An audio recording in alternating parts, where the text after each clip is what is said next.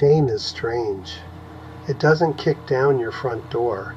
It doesn't announce its arrival. It quietly moves into the attic, changes the labels on all the boxes, then starts narrating your life like a very judgmental documentary. For years, I thought guilt and shame were the same thing. They aren't. Psychologists have spent decades distinguishing the two. Guilt says, I did something bad. Shame says, I am bad. Guilt can motivate change. Shame convinces you change is impossible. That distinction may have saved my life. Research from Brené Brown revealed something profound. Shame thrives in secrecy. It grows in silence. It feeds on isolation. And if that's true, then I had unknowingly built the perfect environment for it, because hiding had become my superpower. I hid my alcoholism. I hid my disabilities. I hid physical struggles. I hid emotional struggles. I hid fear. I hid uncertainty. I hid how overwhelmed I felt trying to keep everything together. I became an expert at looking fine, which turns out to be one of the most exhausting jobs a human being can have.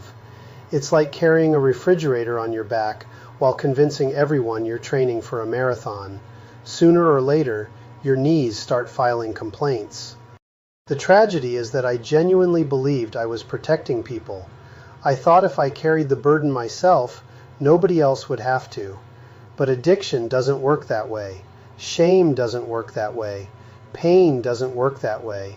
Eventually, whatever we refuse to face begins making decisions for us. The things we bury don't die. They simply start digging tunnels, and eventually they surface somewhere else, usually where we least expect them. Looking back now, I can see something I couldn't see then. I wasn't hiding because I was dishonest. I was hiding because I was terrified. Terrified that people would see weakness.